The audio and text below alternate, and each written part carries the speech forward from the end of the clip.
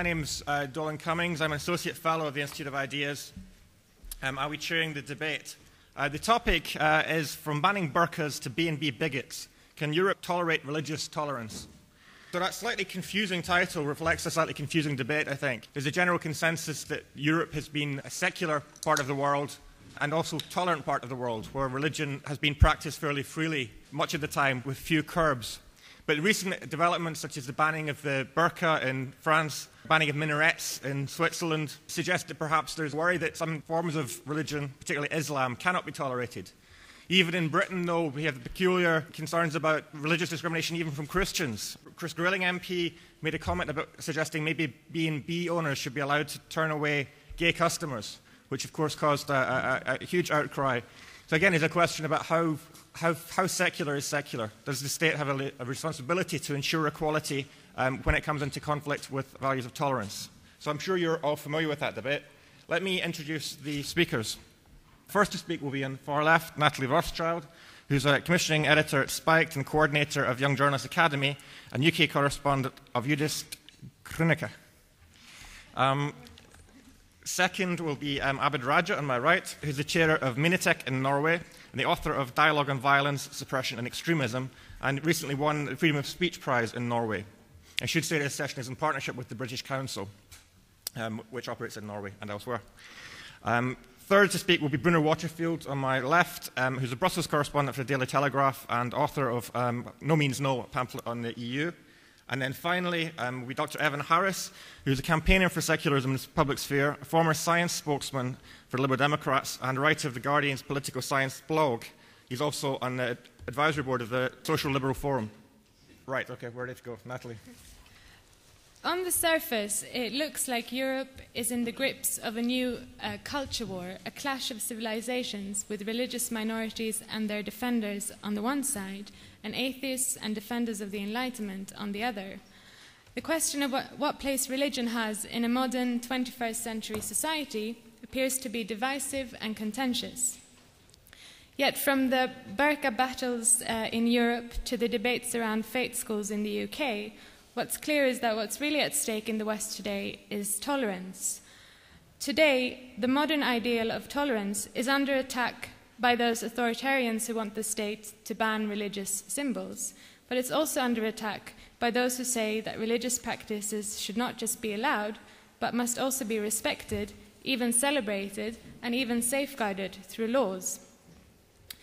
As early as 1689, John Locke, who we know is known as the father of liberalism, recognized that, as he put it, the care of every man's soul belongs unto himself. Our inner lives, argued Locke, are not the business of government. He recognized that it's neither morally right nor practically possible to change a person's belief by force, but also acknowledged that we should all have the freedom to persuade others that they are wrong. It is one thing to persuade, another to command, he wrote. One thing to press with arguments, another with penalties. In other words, a genuinely tolerant society is one where people are allowed to believe what they want and where everyone else is allowed to criticize them for it. It's also a society which demands that the state butts out of individual consciences. Neither those who demand that religious symbols be protected from criticism, nor the burqa banners and religion bashers are upholding such a defense of tolerance. So, in appealing to the politics of respect, defenders of religious minorities have demanded not just that minorities be included in societies despite their differences, which is perfectly reasonable, but also that their identities be safeguarded by the state. So we get laws against so-called religious hatred, for instance, which have been introduced in several European countries. They represent one such safeguard. But this turns tolerance on its head, transforming it into a tool of liberty infringement in the name of protecting minorities from being offended. Of course, tolerating something doesn't mean you also have to respect it. In fact, you can tolerate another person's views even if you disagree with them. You can tolerate women wearing the burqa even if you think it's primitive to do so. In a genuinely tolerant society, Muslim women would be allowed to wear the burqa, and the rest of us would be allowed to think that they're backward, and even to tell them so. Now, here in Britain, the Equality Act, which was passed early this month by the government, is another example of government-ordered respect. Its purpose is to protect people from offence in the workplace, whether real or perceived, as it puts it, in relation not just to their religion, but also ethnicity, sexual orientation, and gender. Again, the state here is making its business to force us to respect each other's ideas and to tell us what's acceptable or not acceptable to say and think about different religions and lifestyles. The state is going beyond its remit, adjudicating over our minds, thoughts, and interpersonal relationships. Religious associations in the UK have understandably warned that the Equality Act may lead to private societies being compelled to accept everyone into their associations, even if that threatens their integrity. So, for instance, they've warned that a church might be obliged to ordain female priests, that a Jewish school might have to accept pupils and teachers who are not Jewish according to religious law, Catholic adopting agencies won't be allowed to turn away gay couples, and so on. The early Enlightenment thinkers, in the interest of protecting religious groups from censorship and oppression, opposed the authorities' impulse to meddle in religious associations' affairs. So one would think that today's humanists would also be averse to this development. Yet the secularist lobby in this country protested loudly that the Equality Act doesn't go far enough in forcing people to respect diversity. Secularists, too, are clamouring for the politics of respect. They say that the state has a duty to safeguard the non-religious from discrimination as well. I think while Britain's blasphemy laws have thankfully been abolished, today atheists are deferring to secular arbiters like diversity and equality regulators to administer verdicts on people they view as modern-day heretics. Where the church once laid down the law on what was sinful and persecuted non-believers, banishing them from public institutions, today religious people can find themselves subjected to disciplinary hearings, and they even risk getting sacked for being open about their faiths. Take, for instance, the Christian nurse who was suspended last year for offering to pray for patients. The UK National Secular Society defended this, saying that she'd failed in her duty to demonstrate a personal and professional commitment to equality and diversity. But this nurse had not failed in her duties as a nurse. She hadn't refused to care for non-Christians. She wasn't taking blood tests with rusty needles or feeling up her patients. She simply offered them, a couple of them, prayers for an easy recovery, yet she was suspended and subjected to a disciplinary hearing. So the politics of respect has warped the ideal of tolerance. In the name of respecting difference, we're expected to give up our rights openly to express our opinions about various belief systems and practices, or to assert that some values are more valid than others. And in the name of respecting inclusion, we are expected to give up our right to discriminate, to choose who we associate with. The idea of a secular state sprang from a struggle for religious freedom, that is, for the freedom to practice one's beliefs without fear of persecution or state diktat. A secular state, separated from the church, is one which does not promote one faith above others and which does not dictate what is and is not permissible to believe. So anyone who wants Europe to be a genuinely tolerant place should resist the efforts to turn the state into an arbiter of what can and cannot be believed. I'm from Norway. It's a fairly small country, taking into consideration its population, which is only 4.9 million people. 250,000 of them are from non-Western countries and 120,000 Muslims in Norway. Taking into consideration the population and our richness and being the best country in the world after the UN's statistics, the level of tension is quite small comparing to countries like UK, France or other countries. But still, we have our things, to mention a few of them to let you know about Norway. We, of course, had the debate on cartoons as well, the cartoons of Prophet Muhammad. Recently, another newspaper published another cartoon, which was a pig, which was called Muhammad, who was standing with his feet inside a book that was written Quran on it. To protest against this, Muslims started marching, and they decided to have a public prayer downtown Oslo. same as what they did in Bern in Switzerland because of the cartoons in Denmark. We know what happened in Switzerland. Of course, it's their right to have the prayers outside the Bern Parliament, but let me also know, is that a very smart thing to do, or are you scaring the public for these mullahs who are not going to take over our society? At the same march, on the protest march, public speakers stood up and said if Norway doesn't learn, 9/11 could happen. It wasn't meant as a threat. As they said, it was just a warning. In these days, also people emerged who talked about that homosexuals, they deserve to die or even to be killed. We have had our issues about people going to other countries, to madrasas, to get radicalized. But the new thing now is the self-radicalization. You're sitting at home on your internet, you have your small boys group, or you have an organization on university who makes people from other countries come to Norway to talk about that symbolic violence against wives are okay, homosexuals should have death penalties, and they defend the conspiracy theories on 9/11, for example, that it was Americans or maybe Jews who was behind it. So the question for us could be, what should we do as a society, both as a government but also as the civil society? Hijab, 8th of March last year, at the International Day of Women's Rights, the hijab was burned in Oslo. The prior cabinet minister for equality from the Labour Party, she said that hijab is as bad as or as the same as women genital mutilation. Of course, you have the right-wing party as well in Oslo. It's a quite big party in Norway, second largest party. And the leader of their party in Oslo said the hijab is the same as Ku Klux Klan hood.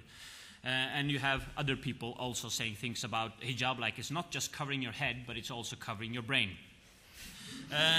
Last year, a girl wanted to start on police academy, and she asked whether she could wear her hijab. The Minister of Justice said yes. It was an outcry in the media, and the Prime Minister himself had to step in and stop it. And forgetting that the man we gave the Peace Prize, the Nobel Peace Prize to, and what his speech was about the hijab in Cairo.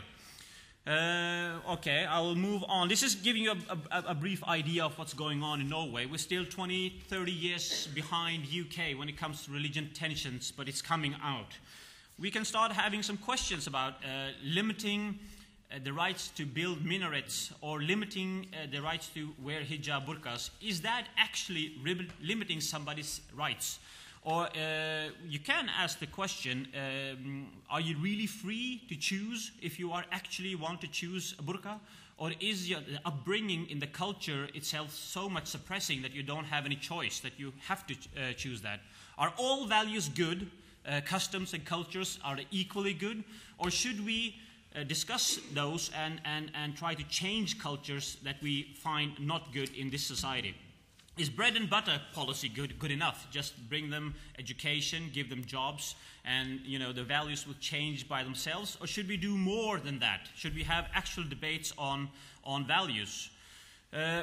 One question asked in the outline here in the program is, should we be free to discriminate according to our own conscience? I would say no. We should have common values about the law, the equality, the respect for law, basic human rights. To understand values, we have to discuss them and have arguments about them. I will end this by also discussing what is secularism.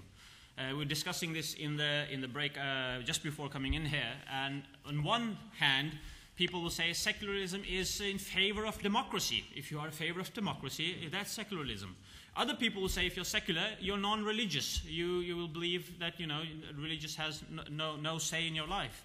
And if you ask that question to a Muslim youth, he will have problem answering the question, because if he thinks that secularism is the same as being non-believer, then he will say no. And if the question who's asking the question is putting in secularism that you are a favor of democracy or not, then you have a huge difference in what actually secularism is. And we also have to address the issue of what the terminology actually means, and are we actually not discussing the same things, but we are putting different things in the different words. I think Nathalie's point is very, very important. The multicultural respect agenda let the state into the realm of regulating disputes or cases of offence in terms of religious sensibilities, and all kinds of people have played that game because it suits them. So, for example, Christian Democrats in The Hague, in the Netherlands, who are quite keen to bring the authorities into questions of religion, have been very keen to have Muslim women-only swimming sessions. Baths have been very keen to give subsidies for Muslims to turn churches into mosques, in return for them getting the same kind of subsidies too, because they want the state to be more of a player because it suits their kind of agenda as well. So I think that's very, very important. But I want to put it in the context as well of a much, much wider trend for the state to intervene in social life on the assumption that people can't deal with often relatively straightforward disputes. And I think it may sound counterintuitive, but one of the real preconditions for this kind of contagion of burqa bans across Europe is actually smoking bans. And smoking bans rely on very, very similar spurious grounds. One is smoking bans essentially rest on the idea that smoking is offensive because it pollutes, and that pollution really is a metaphor for people doing things in public that are frowned upon. And the smoking ban has become a way in which the state intervenes in bars and in cafes, and perhaps next even in people's homes, to regulate this kind of polluting activity. And it does this even though, of course, bars and cafes and we in our homes, we're perfectly capable of sorting out these problems ourselves. So most of us who have a home and entertain in it, when we are entertaining a smoker, we're quite capable of setting down the rules by which a smoker will operate in our home. It really isn't something that the state needs to get involved in, because actually people can deal with these problems themselves. And burqas are a bit like that, funnily enough. People who wear burqas or wearing a burqa may seem stupid or even offensive to some people, but so what? I mean, so what? It's a bit like someone smoking. It's not a really egregious offence against you or an individual if you have to pass somebody in the street who's covered up their face. I mean, we tolerate all kinds of stupid behaviour. I'm infuriated by people's public use of iPods, for example. It does incense me much more than people who wear burqas. But I'm robust enough when people are driving me absolutely insane on a long train journey to just ask them to turn it down a bit so I don't have to listen to their crappy music too. And I think I would be confident in my own ability to negotiate if I was holding a meeting in a private building, or I wanted to have a proper discussion face-to-face with somebody. I'd be able to negotiate the burqa issue. My sister, Esther, is a school governor in Stepney Green. And Stepney Green is an area of London that has one of the highest proportions in the country of women who wear the burqa. My sister tells me that in all the time she's been involved in a school, and she's involved in a school, she has children at the school, they've never had a problem negotiating with the 5 or 6 women who wear the burqa for school. These overwhelmingly Muslim, and so these people who wear the burqa are actually pretty unrepresentative. They've never had a problem negotiating the issue. People do get outside the school hot and bothered about it, but people themselves are able to negotiate this every day, because although we may disagree with people wearing a burqa, we may find it offensive, we are able to negotiate it in our personal relationships with it. And surely, again, it's a self-defeating ordinance. When I was a lot younger, in the days when the music was still alive, I was a punk. And it was really only because of the music, actually. The music was very good, and you could go and see bands like The Clash, and it was pretty good. And it was incredible sometimes. You'd pick up a copy of the Daily Mail, and there'd be this diatribe about how punk rock is about to overthrow civilization. These kind of gobbing, kind of V-sign anarchists are the biggest threat to civilization. But we know it, and we thought, my God, we thought it was about music. This is serious. I mean, we're really, we're important, and we must be oppressed or something because Daily Mail doesn't like us. I mean, we must be very, very serious. Of course, it was just music, and I would predict that the Daily Mail encouraged the growth of punk rock by advertising it in such a way, and I predict that there will be a hot trade in burqas in places like Brussels in Belgium, where they have been banned by posing them as this very offensive, very traumatic experience. They're encouraging people with a rebellious bent, even rather than a slavish or violated disposition to actually wear burqas. Another point that we have to bear in mind is how the state intervention and the state bans or proposals to ban the burqa actually fuel intolerance in people's relationships with each other. There's a case that happened 2 weeks ago, a very well-educated, very sophisticated, very urbane, I mean, she was in a very expensive shop, female lawyer in Paris who attacked a woman wearing a burqa, and she attacked her and tore it off her face. And whilst the case hasn't come to court yet, from the media coverage, we understand that this woman lawyer felt entitled that she could do this, that she could assault somebody else, because after all, the burqa was about to be banned.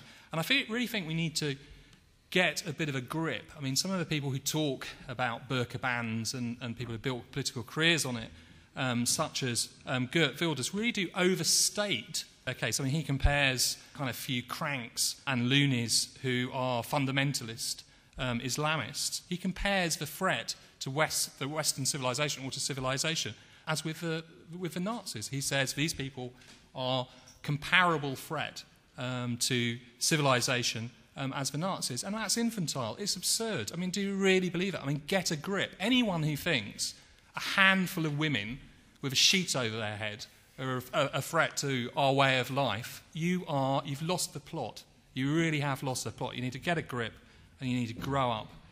In Belgium, the day the parliament banned the burqa, the government fell. The government couldn't even agree on how to run their own country.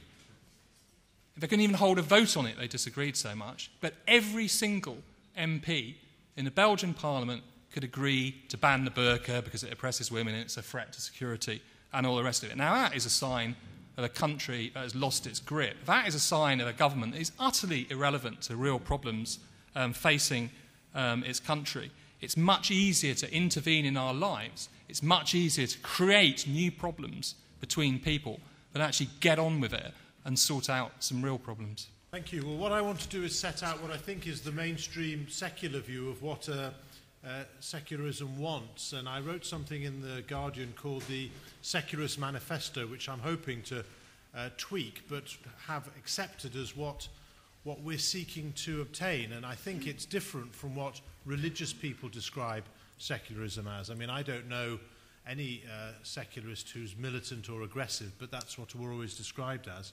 And secularism is often attacked by religious leaders unitedly in a way that helps them defend their privileges. So what secularism is about is seeking to defend. This is my definition of secularism, and I hope, as I say, after consultation will be put out there as sort of the mainstream movement. It's about defending the absolute freedom of religious belief, okay, whatever that is, or indeed any other belief system, and to maximise the manifestation of that belief insofar as it doesn't disproportionately restrict the rights and freedoms of others, and to end religious privilege and persecution by or of religious people, and to separate religion and the state, which is a necessary means to the end of those things. There's good evidence that while you have a link between the state and any one religion or religion itself, it's very difficult to obtain maximum freedom of religion and belief, maximum freedom to manifest, and ending religious privilege. And that's why the first thing on the Secular Manifesto is to protect free expression.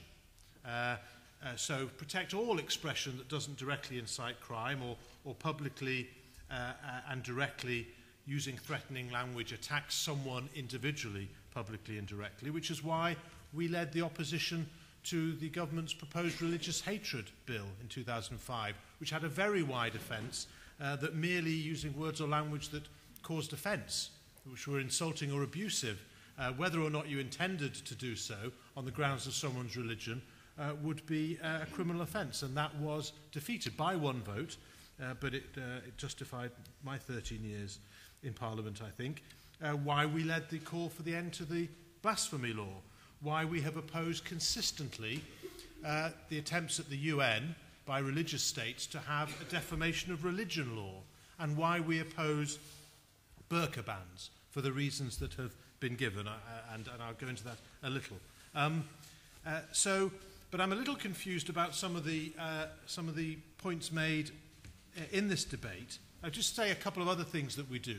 We want, when people are delivering public services, whether they're religious or not, and you can't discriminate against religious organisations saying anyone else can deliver public services but you can't, but we can say that they shouldn't discriminate on the grounds of religion or sexual orientation against their employees delivering public services or against users of public services, and they shouldn't be able to use the public service and the funding they get for that to proselytise. They have the ability to do that outside of delivering the public service. We also would say that the right of conscientious objection, that we want to limit the right of conscientious objection of people delivering public services, like pharmacists and judges and marriage registrars, to specific narrow grounds approved by Parliament, rather than someone saying, religiously I'm just not going to provide sexual health services for unmarried women or something on religious grounds. Because it's religious, I should be privileged not to have to do that part of my job. And to ensure that there is reasonable adjustment for religious practice in employment, so Sikhs, turban wearers in the police force and so forth, prayer rooms in large employers, without imposing that on everyone, without insisting that everyone should do it, and without saying any time you say you have a religious reason why you need to do something, that however subjective that is, that's automatic. So let's look at the Equality Act, because I was confused by what Nathalie said, because she said, I think first, that there was too much respect being expected for religion by the state, that the state was encouraging people to celebrate it and respect it, but at the same time there was too little respect for religion, because the law does not allow National Health Service nurses to impose their religious views on their patients, and certainly professional codes don't do that. So doctors and nurses have to understand that they're there to treat the patient, and whatever their religious or political views, they can't impose that on the patient. And if the patient wants someone to pray, they're directed away from the health service to the nearest priest, and there are, I understand, quite a lot of priests and vicars in this country to do that. But I think she was arguing that no, we should allow public service workers to spend time praying as part of their job and asking every patient if they want that. And I don't think that's right. Similarly, they might argue that marriage registrars should be able to say that they're not going to provide their service to same-sex couples. I mean, I don't see the difference between allowing that sort of discrimination and allowing marriage registrars to say they're not going to provide the service for mixed-race couples. I think if you're delivering a public service, then people should be free from discrimination in receipt of that public service. No one's forcing you to believe something, but if you're doing a job that involves non-discrimination, I think that's a public good, and the state, I think, has a role in ensuring that people aren't discriminated against, then I think you have to accept that you're not going to be able to express your prejudices, if I can put it that way, I don't mean that judgmentally, in terms of discrimination. Let's look at the equality laws. I'm not happy with them, so I'm going to talk about the equalities I'd like to see, but I can deal with the areas that were raised. Nathalie elided the provision whereby there's a general view that people delivering public services, like adoption, that's the adoption of children, shouldn't discriminate against people without justification, simply because it's a religious or racial or sexist view, with the idea that churches will be forced to ordain women or have gay priests. The law is very clear, and rightly so, both European law and British law, that something that is in terms of a public service, you can't have discrimination on the grounds of sexual orientation, but private activity and religious activity is exempted from that. Now, the churches want to go further. They want to be able to say that their secretaries and caretakers can't be gay or can't lose the faith. And equality law does protect, or seeks to, or should protect people from that sort of discrimination. But it certainly doesn't go to proselytizing roles, because a secular law in this way protects the freedom of people to have religious belief. And if you're a club that says, if you want to be a priest in my club, you have to believe this and you mustn't put this bits of your body in that person's bits, then that's your business. And the last thing we want is to do that. Finally, I want, because it was raised, the Elysian, so there was an Elysian there between priests and adoption agencies, and thank goodness they are separate.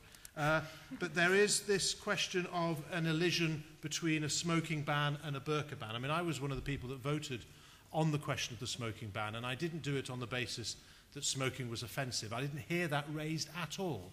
It was something to do, and you may disagree with this, but this was the basis for it, about smoking in enclosed public places or workplaces was damaging to someone else's health, did impinge the rights and freedoms of others. There was no question of extending it to someone's home, even to protect the vulnerable children in that home who might be damaged from it. So to argue that it might be, therefore it was wrong to do it, where it was right to do it, is crazy. And I just look forward to the Brussels correspondent of the Telegraph, as his predecessor, his famous predecessor did, or one of them, Boris Johnson. I hope that he will say that the same libertarian views on smoking in public places, where the state is deciding what you shouldn't do, should extend to our drug laws, where the state shouldn't really be telling adults that they are criminalised by, for example, smoking cannabis, where there may well be an argument in terms of education for seeking to prevent children from smoking at all. And I hope they will oppose compulsory prayer in our state schools. I don't know if Bruno does, but I look forward to the day that Telegraph libertarians say that the state should not force children to pray in schools or have religious instruction in state schools. There is a disconnect between, I think, covered or not by a burqa, the brains of some right-wing libertarians. I exclude Bruno from this, so I hope he'll be consistent throughout this debate in respect of those issues. Okay, thank you. Direct questions there for Nathalie and Bruno, but I'll let you get back to those in a bit after the questions, because we've only got 20 minutes. So I'm going to take as many questions or comments as I can. You haven't been very specific about the niqab or burqa, anybody on the panel, about whether you would be happy to see a day when you get served in a chemist, tried in court, taught, or whatever, wearing a niqab. And the other thing is, by someone wearing a niqab. The other question is that about the jilbab, which is that full-length female gear, that there was a huge court case that went one way and then the other about, that there is the problem of peer pressure in schools, that if one girl puts on the whole religious regalia, the others will feel under pressure from their menfolk or whatever to do the same. This is directed to Bruno. I think the analogy that you made about the iPods and the burqa is a rather poor one. I mean, I think, your intolerance of iPods is sort of, bit of irritation on the tube journey home or something. I think most people's dislike of the burqa doesn't stem from a mere intolerance at the sight of it. First of all, there's the issue of identity, covering up your identity. So, I don't think anyone, whether it's a burqa or anything else, wants to be dealing with people who you can't actually see and respond to properly. And the second thing is, contrary to your sort of personal dislike of iPods, there's the issue that many people who dislike the burqa dislike it for reasons that they feel that women who wear it are subjugated and have to wear it not out of personal choice. I know that there's a lot of debates about the extent to which that is the case, but I think that's there's quite a big difference between that and your iPod story. Well, I think this whole burqa thing is a very complicated question, and I resent the trivialization of it by comparing it to smoking and iPods as well. The burqa is a symbol of a whole package of traditions that humiliate women and don't give them equal rights and so on. So we are talking about something that is quite significant. It's not the same as the Sikh turban, you know, because there's no associated problems with the Sikh turban. But the burqa, the covering up of women, that whole debate around what women should and shouldn't wear is something completely different. Seems to me that if we are living in a secular state, as far as I'm concerned, secularism is about separation of the church and the state. And that means that one of the things that we do need to do is make sure that burqa coverings are not allowed in state affairs. I think that there's no way you can personally, if you're at all a liberal, you cannot possibly object, even though I feel sick and I feel like throwing up every time I see a woman wearing a burqa. But you cannot possibly object to them in any private sphere or in public. But you definitely can, if we're living in a secular state, object to them wearing these things in schools, in universities, and in civil public bureaucracies. Schools, because first thing, this is the thin end of the wedge. So first of all, the girl comes in wearing a burqa, then they're not allowed to do physical education exercises, then they're not allowed to sit next to a boy, and it goes on and on. I know this. I grew up in a Muslim country, and this is exactly the process that it takes. Okay. I would be really interested for you to discuss a bit the connection between faith and morality, which is very interesting because wearing a burqa is a symbol of a kind of submission towards another form of morality from another part of the world that's quite fundamental and extremist and quite sad, really. And it's also a kind of warped vision of the Muslim or Islamic values, and it threatens more than anything Muslim people who are sort of middle of the road and want to just practice their religion peacefully in a secular society.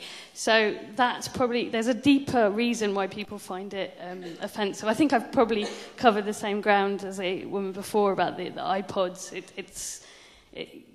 Okay. The two arguments about why people find the burqa offensive. The first one, just about basically women and their freedom to dress as they want to. Well, I think that should apply to all types of clothing. If you want to wear revealing and sexy clothing, that's your choice. And if you want to cover, that's your choice. And the reason why women make those choices to wear the burqa is based on their religious belief that they should be covered and that they shouldn't be looked at by other men that aren't in their family. And that's their own belief to practice.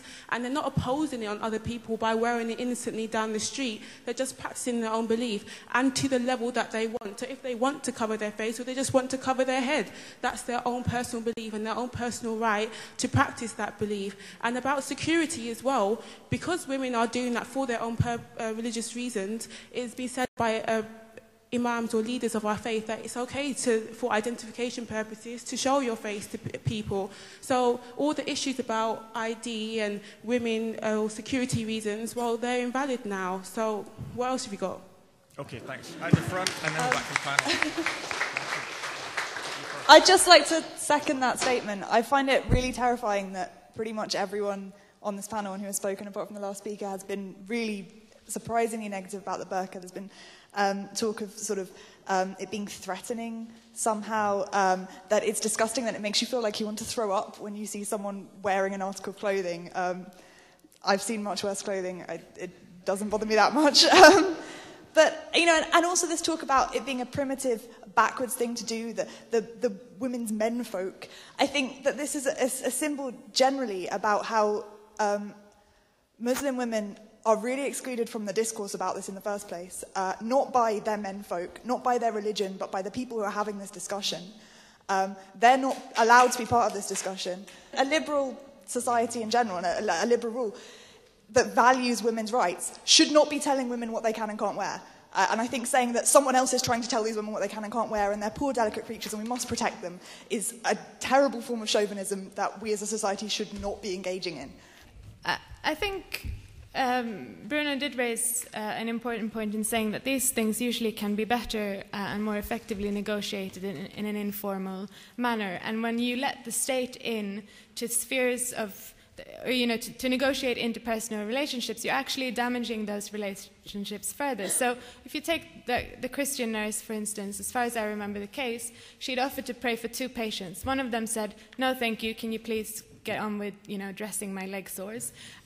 The second person didn't say anything but told a relative or something like that what had happened, and the relative found it very offensive and complained, and she was then dragged in front of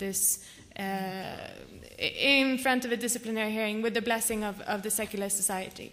And actually, what consequences does this have for the workplace and for her relations with her patients and her employers and so on? It's going to infect it even further. On the burqas or niqabs or whatever they're called, I think they are a problem because they're an impediment to women's social mobility, and not to mention to their vision and their physical mobility. I have never worn one, but I can imagine it's pretty difficult to see under there. So it impedes their ability to engage with fellow citizens and to be a full member of society, and that's a problem. But I think the burqa is a symbol of oppression. It's a symbol of a kind of secondary position of women, and attacking the symbol of oppression doesn't get rid of it. So I think it's really starting from the wrong end. Okay, Abid, do you want to respond quickly? I like to say we moderate and liberals, we have the ability to make people who disagree with us to make them hush up. I mean, you are not racist if you are against burqas. Do not fear to stand up for your opinion. I'm a Muslim and I'm not in the favor of burqas. Why would a woman wear a burqa freely? And burqa is not the only thing who's suppressing the woman. It's behind the burqa lies a line of suppression that makes the woman actually want to wear the burqa in a grown-up age, and that we have to address. And I have to say one more thing, and the liberal is not the same as accepting violence against women or homosexuals or religion or everything. Liberalism is not without values and morals, and liberal is not without ability to differ between right and wrong. To be liberal is not the same as to tolerate intolerance. And I would like to ask a question to Evan here. If the burqa is limiting the freedom of the woman who's actually wearing it, so what should we liberals do with that? Okay, Bruno and then Evan.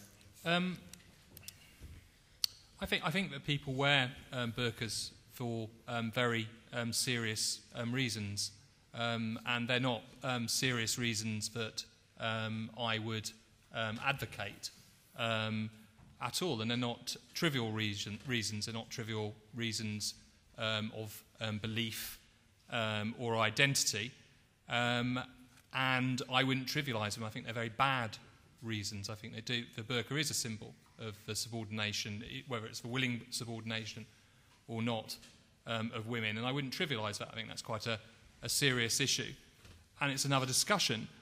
But I don't take seriously the claims of those who want to ban burqas, and I'm very happy to trivialise them, because I don't think they're getting to grips with the real problems, the serious reasons why people wear burqas. I think they're being infantile. I don't think they care about the women who wear burqas. They don't know about them. I'm sure they don't care about them. I really don't think. If you believe that Nicolas Sarkozy and Geert Wilders are motivated by their heartfelt interest in the plight of Muslim women, then I'm sorry, but you're dumb. Okay, Evan. Well, let's just deal with this nurse once and for all. Her name's Caroline Petrie. She was 45. She was warned once before that it was not in her job description to pray during working hours for her patients or to approach patients and raise religion with them. And there are good reasons for that. That's why it's in the professional codes of practice. A lot of patients would be worried if they were in hospital and someone came up to them saying, I think we ought to pray. I'm not being trivial. And also, if you have doctors starting asking questions about your religion when you're coming to see them about personal matters, people do worry that they may be judged. So the doctor's perfectly free to have their religious view, but there has to be a separation between that and their professional job. It's very simple, and this victimhood that Christians claim when they're not allowed to do that, when they would object strongly if other people brought in their religion to their activity, is persecution. In fact, it was the Christians who argued very strongly, and I supported them, that they shouldn't be discriminated against. They should have protection in employment and in access to public services from people saying, I'm not going to serve you because you're a Muslim in the shop, because you're a Muslim, or you're a Jew, or you're a Christian. But then they object to the same protection being given to gay people in the same context, and they can't have it both ways. But she didn't refuse. There was no refusal to fulfill her duties as a nurse. She didn't refuse. No, I wasn't. To care for her there's patients, a question about how efficiently you can get around all the patients who need their leg ulcers dressed if you're spending time praying there as well. But the professional codes of practice are very clear. Okay? And this has been debated at length and approved by Parliament, that it is not appropriate for caregivers to engage in the religious aspects of, unless someone asks in a hospital for spiritual care when it can be brought in. That's the way it goes. Just on the burqas, the law is very clear. It is legitimate, okay? It is legitimate and proportionate to ban the burqa, the facial covering, for teachers, and this was upheld by a court recently, because there's an occupational requirement for the face to be seen.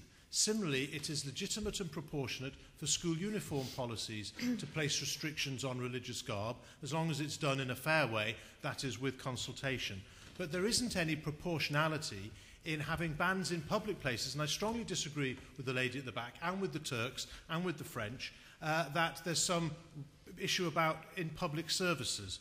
The problem, and I agree with what's been said, and to answer this gentleman's point, if I may, the problem with the burqa is it's a symbol, in some cases, not all, of men oppressing women and requiring them to do it, in some cases. So why criminalise women? Why not seek to work as best we can in a democratic and liberal society to change the attitudes of extremist religion and make clear? 100 years. Well, okay, but I think victimising the victim is probably the wrong approach, because you're simply not going to be able to. The idea of arresting women wearing burqas in their own interest is preposterous. Okay, this isn't a judgment either way on burqas, but I do take issue with something you said, Bruno, about you said what possible harm can come from a couple of women. Now, I'm surprised no one else has picked up on this, because this is sexism straight out of the 19th century. If it had been men, I'm interested to know, would you think that harm could come from it, or is it just the fact that it's women? Okay. It's nothing to do with women. Yep. My point is, when is it that a cultural practice becomes a religious belief? Because most of the people in the room are against burqa, which is the full face covering veil, and not the other types of burqas. Now the question is the full face covering veil the essence of a particular religion? Which in my opinion is not. It is a cultural practice. And those people who want to make it as an essence to a religion, it just is like someone who's trying to impose one type of religion on everybody else. It is a cultural practice and has to be dealt in that manner, which is probably wrong. Evan mentioned how offensive it is it would be very offensive to be asked about your religion if you go to the doctor, and I'm quite grateful that doesn't happen. But I also wish that when I tried to register at my local health centre, that I would not be literally forced to have a smear test before they will allow me to register. I don't appreciate the fact that they ask me about my smoking and drinking habits when I'm asking for medicine for a cold. So there are lots of things that are going on that are offensive, but they're seen as okay because they're part of some kind of secular values rather than religious values. And there is a particular there is a belief that anything that's sort of contaged with religion is particularly harmful. That's not necessarily true. The same thing goes on. The same thing applies to the debate about faith schools. There is a presumption that faith schools are indoctrinating and inculcating all these dangerous values in children, whereas state schools are somehow neutral, value-free. There are no agendas there. There's no there's nothing being transferred to students, that's beyond the remits of an educational kind of obligation. So, I mean, I think that certainly equality in public life is really crucial for people to engage in society as equal and free citizens on equal terms. But I agree that we should make a distinction between the public and the private. And in the private sphere, the right to discriminate is crucial, and I think it's an essential right for a civilized, open society for us to choose who we associate with, who we organize with, who we let in or exclude from our private clubs and so. Right. Thank you. Abid. Yes, I'm from the same political party in Norway as Lib Dems here, but I strongly disagree with him. I think all cultures are not per se good. All traditions are not per se good, and we need to address those kind of issues. It's not enough to just secure the right to education, learn the language, rule of law and jobs. We need to address the difficult issues of values. And I say I will say that Britain has actually proved that how stupid you can be and how dangerous it is actually to neglect the difficult values. And you've seen that. In 770, just one is a dramatic example of that. But you have a lot of issues with, if you go to the streets in Manchester and Bradford, and you know the issues I'm talking about.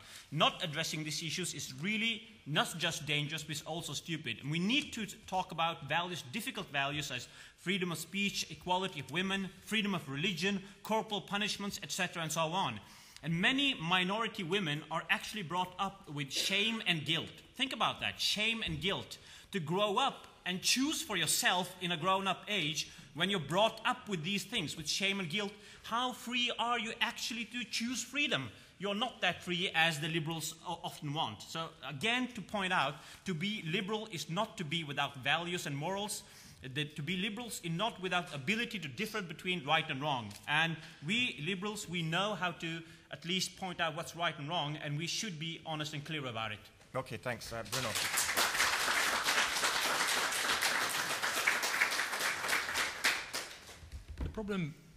The problem with the burqa ban, essentially, is that they are completely disproportionate to the kind of harm and offence that they actually cause. They're no good for actually dealing with some of the fundamentals that have been raised here and having a real public society-wide debate about some of the issues we've just heard about, because in fact you're really just closing things down.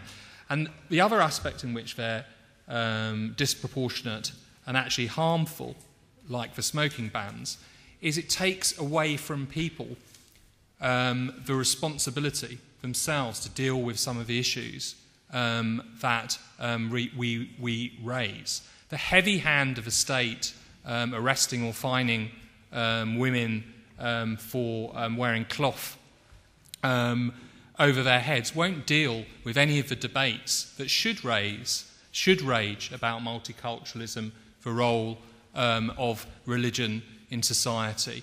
All it will do is polarise that debate. It actually stops debate happening. Okay, thanks. And finally, Evan Harris. Well, look, let's just deal with the doctor again. If I go to a doctor, I expect the doctor to ask me if I smoke. I don't expect the doctor to ask me how I vote. Okay? There is a difference between the two, Nathalie. Okay? How I vote makes no difference, especially in my case, to whether I need a smear. Okay? But my other parts of my medical history are relevant, and I would say religion, whether I believe in God, is in the irrelevant bit as far as the health service is concerned, and I would say none of your goddamn business, non-religious though I am. Secondly, I do agree with Abid on everything he said, except I don't think the solution to the problem of the subjugation of women, some women, and women generally often by many forms of Islam, is to arrest women who are being made to wear the burqa or who choose to wear the burqa. That is the wrong solution to the problem. I'm absolutely not, nor is my party, in any way morally relativistic.